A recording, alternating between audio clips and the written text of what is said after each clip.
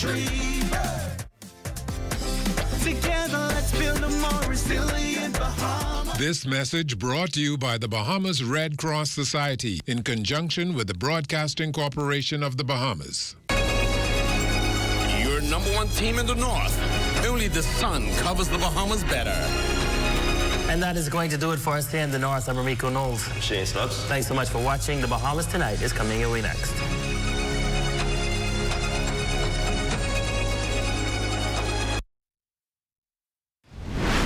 Tonight, Lloyd Allen is on the ground at F&M headquarters where the opposition party has ratified another slate of candidates.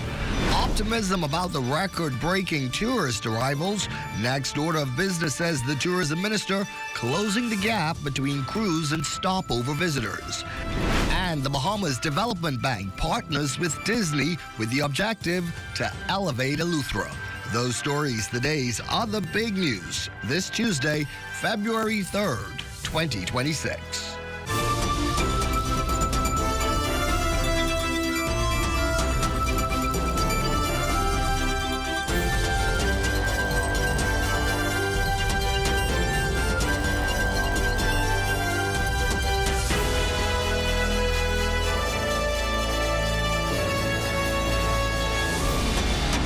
Bahamas Tonight at 11. The final word starts now. And we are certainly glad to have you with us this late night. Our big story here at 11 comes from the political arena as the Free National Movement has now locked in its full slate of candidates. 41 names strong, officially completing the team. It says is ready to hit the campaign trail and fight for victory in this year's general election. The final 12 candidates were ratified this evening at the party's Mackey Street headquarters, and that's where we find our Lloyd Allen. Good evening, Lloyd. Well, Corval, the official ratification here at the Free National Movement headquarters has concluded, and among those changes was the prediction of Mr. Shannon Cartwright, who is now vying for the seat in the St. James constituency and moving from St. Barnabas. Again, a big question, why the move? Well, you know, as I have said to the media earlier, that after the Boundaries Commission would have made a decision to add 2 additional seats, all political parties would have looked at their slate of candidates and everybody in their inventory, if you will, and they decide who is best suited to represent the party in those 2 additional constituencies. The Free National Movement has asked me, because I'm from the area, grew up in Mount Pleasant specifically, that's a part of St. James, and the wider area, and so this is another opportunity to serve another community. I continue to be grateful and honored for the support and the love that the people of St. Barnabas gave me for 9 years. This is not goodbye. We are family for life. And again, a number of candidates are announced tonight, among them Rick Fox, another surprise for a lot of people. Tell us how satisfied you are with the slate of candidates. Well, I think what you continue to see tonight is, as Leader Pintard has said, we want the best and brightest the Bahamas has to offer. The brightest minds from all sector society, civil servants, those in the professional class, just average Bahamians who are prepared to make a difference in the Commonwealth of the Bahamas. And finally, for the Free National Movement, going now up against a progressive Liberal Party, what do you think are some of those stronger points that will get you into the seat of as the next government? I think the most important point is that the Bahamian people are frustrated and they are tired. They have not been pleased with how this country looks under the Progressive Liberal Party. If you talk about taxes, the state of immigration, the state of crime, if you talk about the issues of how the essential workers are being treated, the nurses, people in the Royal Bahamas Police Force who can't get their gratuities. So our best asset is, in fact, the Bahamian people who said that they have enough of this government, and now they're looking towards the Free National Movement to become the best, become the next government of the Commonwealth of the Bahamas, and to address these concerns. And tonight's ratification completing all of them, correct? Completing all but 2, but essentially the slate is complete. So, of course, this is a story that we will continue to follow. Reporting here from the Free National Movement's headquarters, Lloyd Allen, ZNS Network News. Thank you, Lloyd. Okay, we've kept you in suspense long enough. Joining the deputy leader in tonight's ratification exercise was journalist Jay Philippe for Baines and Grantstown, producer Jamal Moss for St. Barnabas, former journalist Julian Gibson, who got the nod for Mangrove Key in South Andros, while nurse Janice Oliver vying for North Andros. Businessman Carlton Bolag re-ratified for the newly created Bimini and the Berry Islands constituency. Orthodontist Dr. Andre Rollins will represent the F&M in Long Island. Dentist Dr. Charlene Reed will contest the Pine Ridge seat. And 3 businessmen were ratified tonight. Mike Holmes for Kid Island, Rumkey and San Salvador, Darvin Russell for Centerville, and Rick Fox for the Garden Hills constituency. In other news tonight, in an effort to entice more Bahamians to register to vote in this year's elections, the Parliamentary Registration Department has partnered with the Bahamas National Statistical Institute for voter registration verification exercise aimed at strengthening transparency and public confidence in the electoral process. The 8-week exercise will see trained scrutineers deployed across various islands to verify voter information, including registration status and residential addresses. We are going to be engaging them in terms of their voter information, whether they're registered, whether they're actually living at the place where they're registered. As I said earlier, this voter roll, this continuous register, has been around from 2015, and many persons would have moved. Their situations would have changed, and we want to have an accurate reflection of that with our data set back at the office. This exercise is going to be conducted on the islands of New Providence, Grand Bahama, and Abaco. Now, BNSI Managing Director Dr. Jamiko Delaveau emphasizes that while strict data protection measures are in place, the public is encouraged to cooperate with scrutineers. Scrutineers are also required to sign confidentiality agreements within their contracts. Additionally, the server has secure access, and we're making sure that all data that is shared with us from respondents are going to be upheld and protected in the highest standard that is traditionally used and applied here at the Bahamas National Statistical Institute. I think some of the basic challenges, as you know, most Bahamians are going to be out of the house between 10 to 5. If not, they're sleeping because they're having to go to work in the evenings. So one way we're trying to get that across is by having our scrutineers work on Saturday and Sunday. Additionally, we've also hired people that are fluent in Creole. News from the economic front this late night. Recent central bank figures show a slight decrease in air arrivals. In spite of this, the Minister of Tourism telling our Leah Cooper that he remains optimistic. Tourism here in the Bahamas continues to grow, but the story behind the numbers is more complex. According to the central bank's preliminary data, total visitor arrivals rose strongly in December, driven primarily by a surge in cruise passengers, while air arrivals show signs of softening. Tourism stats show that total arrivals in December jumped by more than 20% to 1.4 million visitors compared to how the figures stacked up the previous year. However, that growth was heavily weighted towards sea travel. Cruise passengers increased by 24%, reaching 1.2 million. By contrast, air arrivals rose by just 1% to about 200,000 passengers, a much more modest gain. We caught up with Deputy Prime Minister and Minister of Tourism, the Honorable Chester Cooper, who continues to hold more accommodations are needed to boost those levels.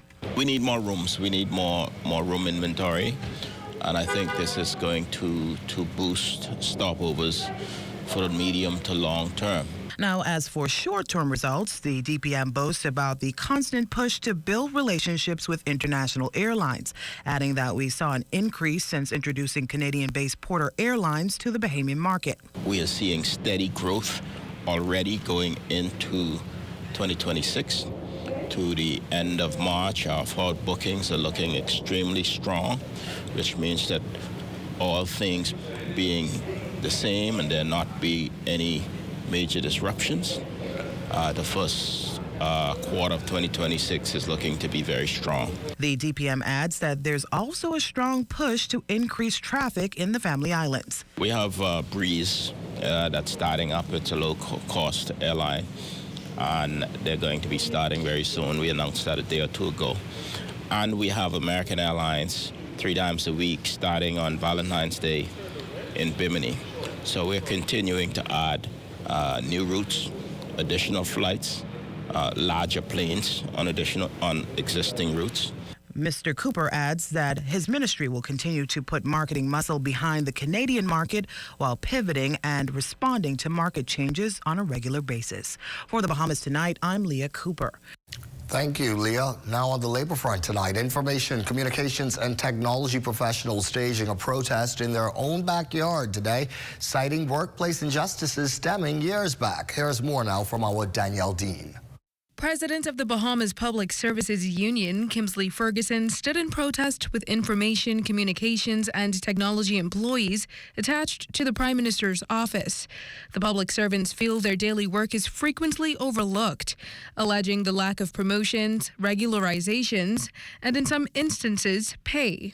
Senior System Network Officer Janet Pratt shares the concerns. We have officers who have not been reclassified or promoted in so many years.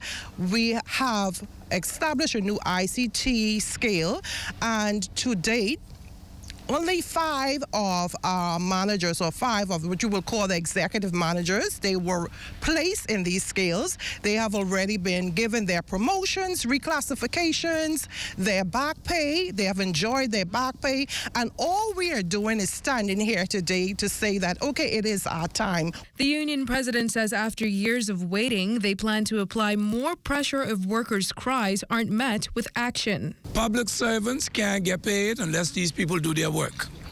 And so we have made many attempts. Courses of action will be considered if we don't get an audience in a very short time frame. Ferguson and the department hope to see these issues resolved well in advance of elections, especially given the recent climate of protest by other unions who've seen some sort of resolve. 2 weeks is really reasonable, but to be definite, we want it way before election.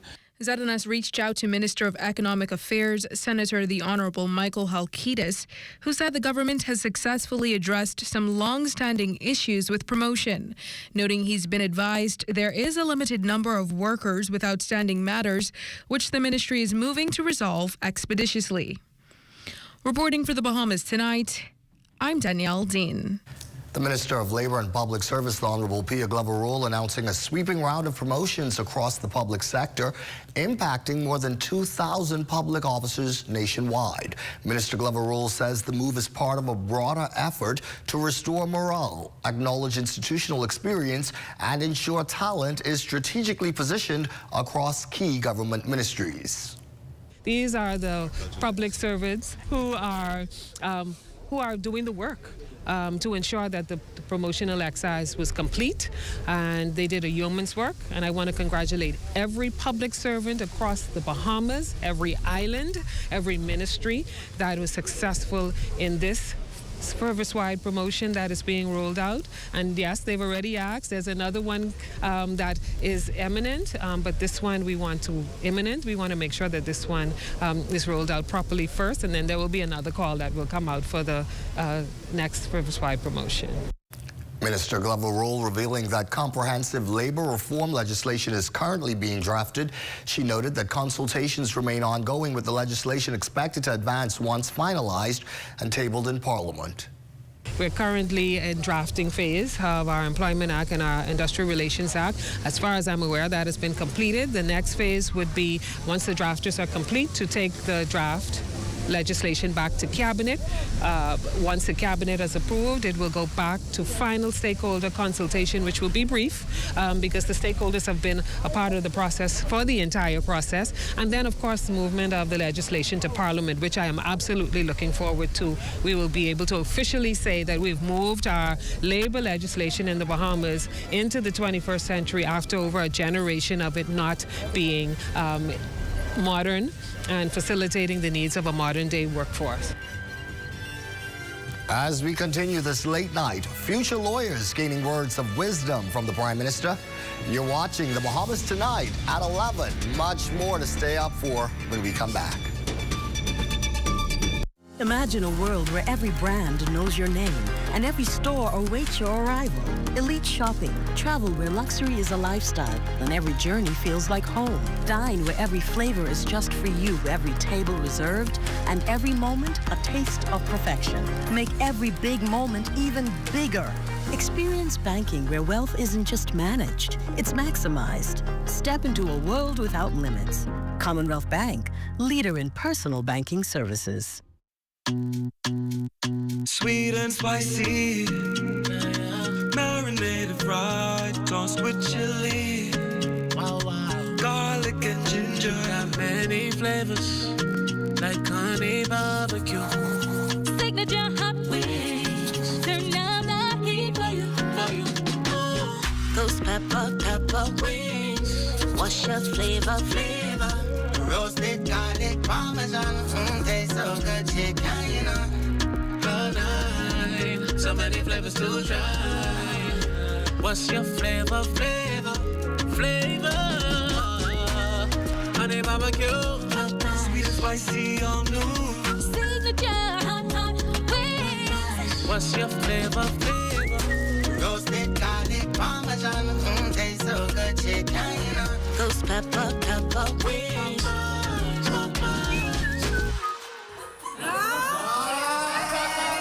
The internet isn't just for surfing. There's a sea of shoppers buying online, and you can connect with them on Tingsy.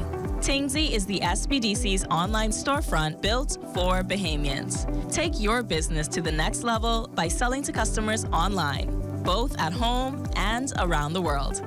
People want Bahamian things, and if you got things to sell, sell on Tingsy. Find out how you can connect with a sea of buyers by visiting tingsybahamas.com. And as we continue here this late night, members of the country's future legal fraternity hearing words of wisdom from veteran attorney Prime Minister the Honorable Philip Davis. The Prime Minister delivering the keynote address at the official opening of Legal Week at the University of the Bahamas last evening, where he advised that the young legals that this year's theme of tradition and innovation, redefining law for today, is timely.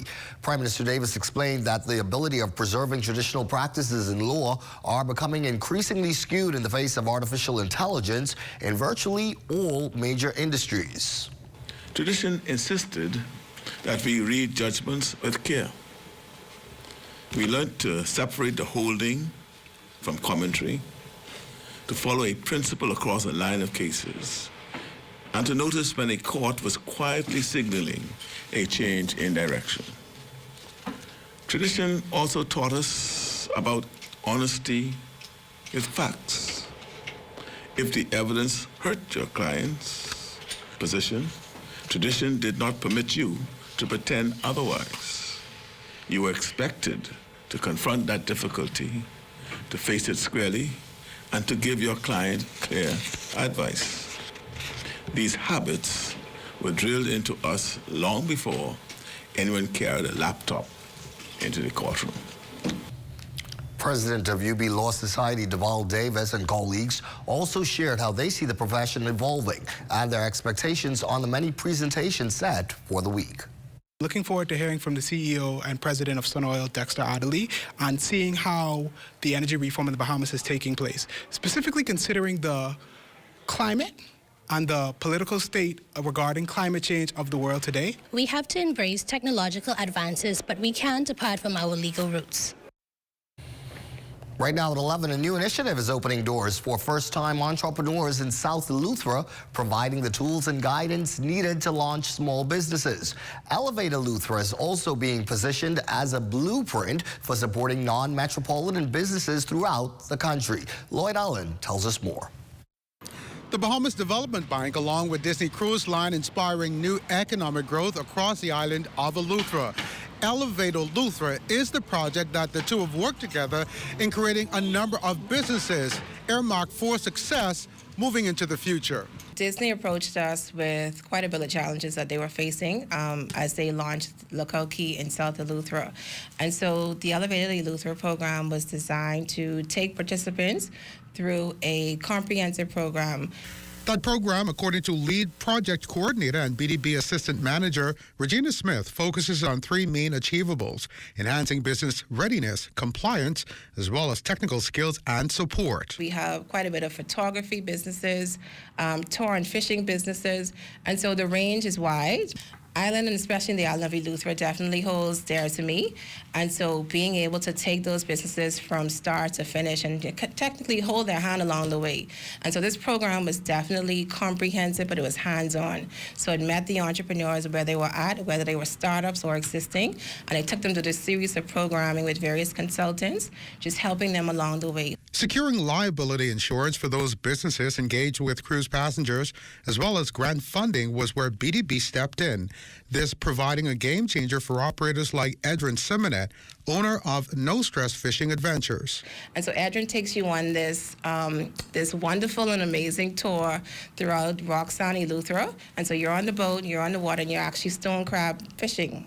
Regional Public Affairs Director for Disney Cruise Line, Joey Gaskin, says the partnership helps with its promise of building and supporting SMEs within Central and South Eleuthera. Some of these businesses have come to work with us, but others have gone on to build, grow, create new businesses in the community. And it's our belief that as part of this community, as good neighbors, it's our responsibility to help these communities to grow, to expand, and then to take advantage of the opportunities that are coming their way. For the Bahamas Tonight, I'm Lloyd Allen. Our thanks again to Lloyd. Let's go over now to Amajal Knowles as the Bahamas Tonight on 11 turns to sports. The BAI says the sudden death basketball playoffs taking place last night at the Kendall G. Lozics Gymnasium. We'll see who advanced. Details of that story and more coming up in sports.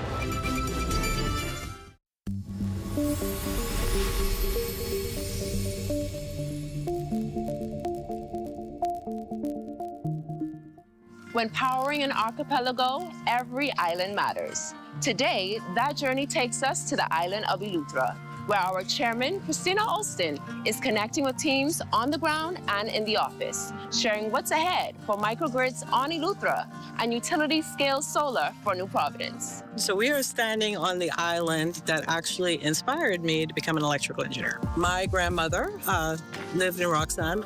She had no running water. We had, the little pump, kerosene lamp. And so it used to make me feel some kind of way that my house in Freeport had electricity. I always felt that we could do better. And we are here in Governor's Harbor, Eleuthera. We are beginning our Lunch and Learn series with the BPL staff. The microgrids are coming. The PPAs are signed and the IPPs will be on the ground soon. And so we just want to make sure that the staff is ready and that they are knowledgeable about what's coming so that when persons in the community ask them what's happening, they have all the information they need. After hearing the chairman's perspective on where we're headed, we wanted to know how it landed with the team on the ground. What I look forward to most from the IPP is seeing the new technologies that's coming on stream and the way that we've wanted BPL to kind of manifest into the technological space. Madam Chairperson highlighted some of the amazing projects that's going on that's going to increase reliability, increase supply, and increase resiliency for the grid. In terms of electricity, I really enjoy what I do. I'm very excited because for the past couple of years, we've been really having difficulties with electricity, and gives Eleuthera an opportunity to rise above the challenges that we're having. And so now that we know that the solar integration and the moving to more sustainable fuels is on the way, we want to make sure that we treat the staff as one of our main stakeholders and get them the information that they need in a timely fashion. Every conversation moves us forward, empowering our people and islands as we build for better.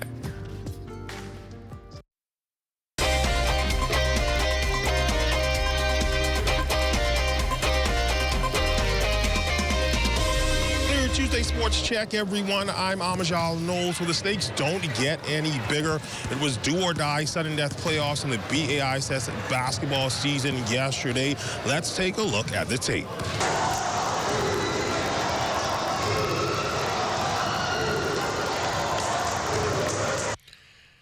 Fans turning out to the Kendall G. Lozics gym last night in droves to support their squads. BAISS sudden death basketball playoffs. First on the court in junior girls, SAC and QC would renew their rivalry. But for the competition, this one would be a one-sided affair from the buzzer would sound. The Comets got out to a strong start and never looked back. By the end of the first quarter, they were ahead 12-5. They led 20-8 at the half. The Comets held SAC to without a single point in the third quarter. Jada Frazier pouring in a game-high 26 points. Tajanique Morley adding 11. The Comets cruising to the title game with a 40-14 win. Well, this was basically our second time around playing them. The first time was a basically learning experience.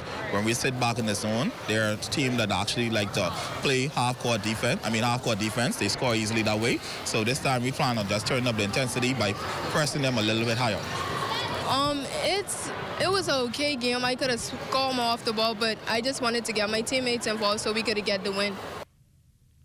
Over to the senior girls showdown with QC again. This time they would square off with the St. John's Giants. And for SJC, they too went up big before they even really broke a sweat. They led 13-2 after the first quarter and 28-6 at the half. They would go up 45-10 after 3, led by a balanced scoring attack between Melody Ferguson and Zuri Hanna, who had 11 apiece. Raven Lewis chipped in with 9 points as well. They would punch their ticket to the title game with a blowout victory, 52-12. Well, I guess it started off with defense. We focus more on defense and create a lot of turnovers and easy buckets.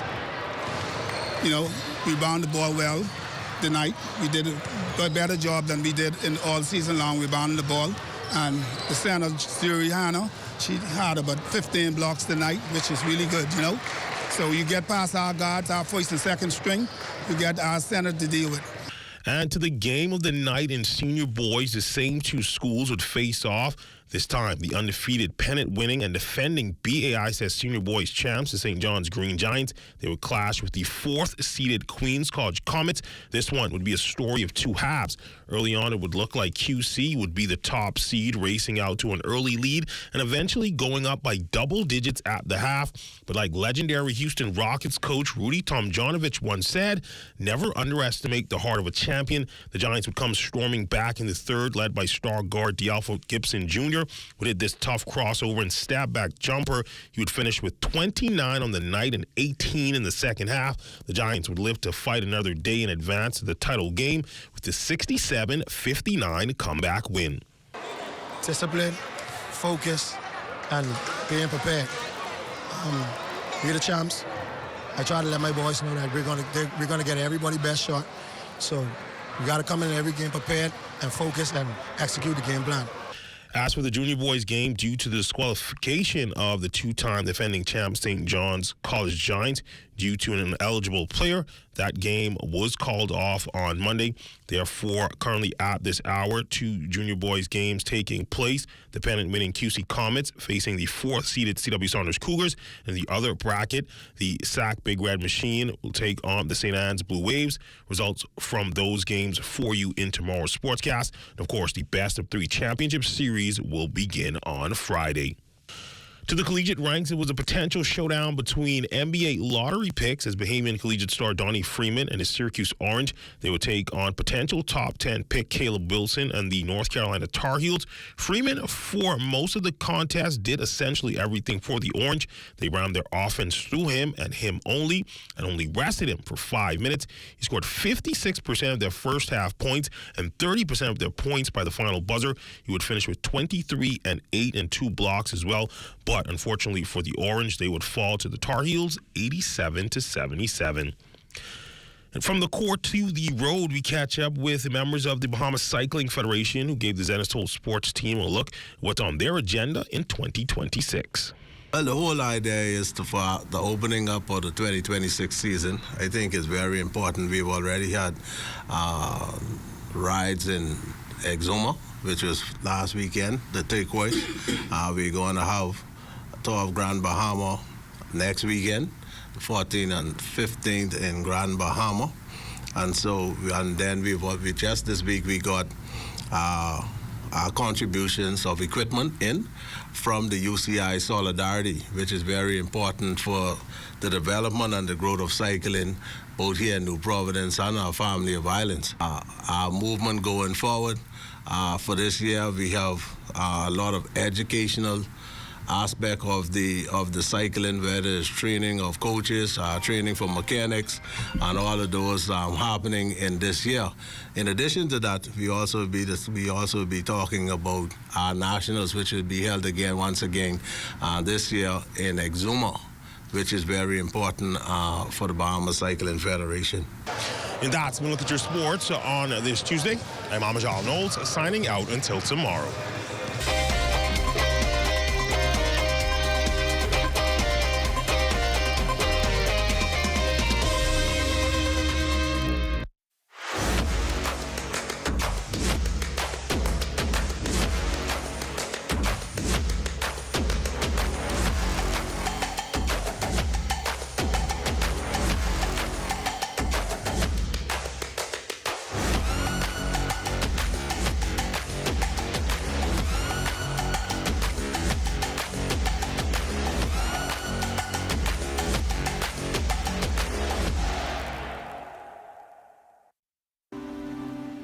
Mailboat service is a critical service to the islands of the Bahamas. Certainly, Andrews has always been there and dear to us. That's where we're born and raised.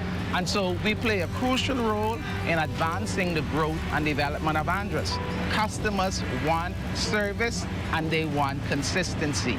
From the start, that's been our commitment. We work to sail on time every time. Our customers have come now to expect this from us. And one of the biggest challenges we've had was finding adequate funding. SPDC from the very start has been a lifesaver. My advice to young people, if you have a vision, a passion, an idea, go for it. Don't give up. It's not easy. If it was, everybody would be doing it. Be consistent and you'll get there.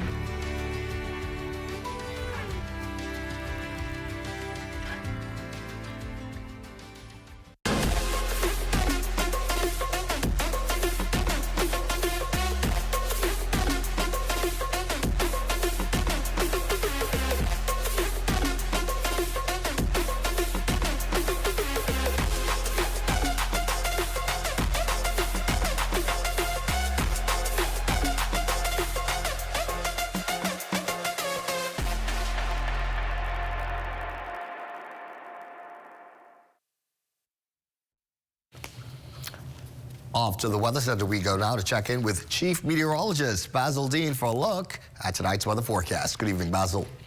Good evening, Carl. We have a frontal system on the way. It's going to be in here sometime on Thursday, and that will bring back the chilly temperatures over the weekend. We're talking about chilly temperatures right now around the islands.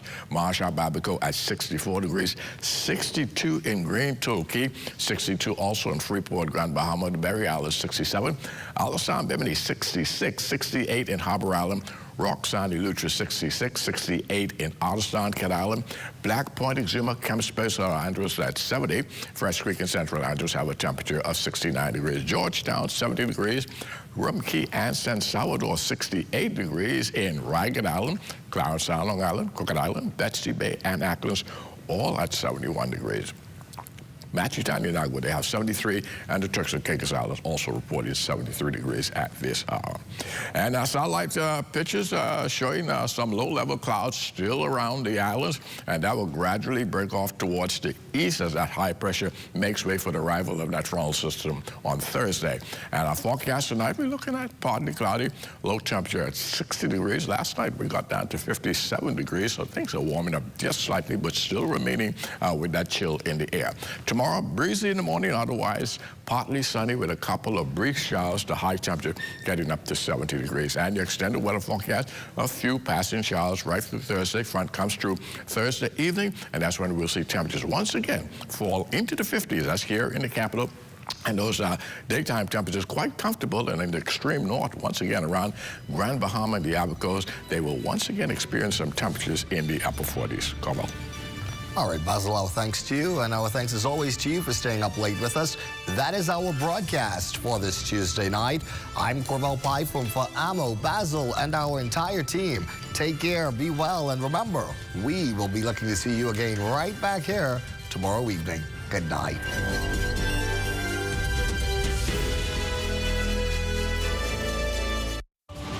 Government House. I'm Regis Cartwright.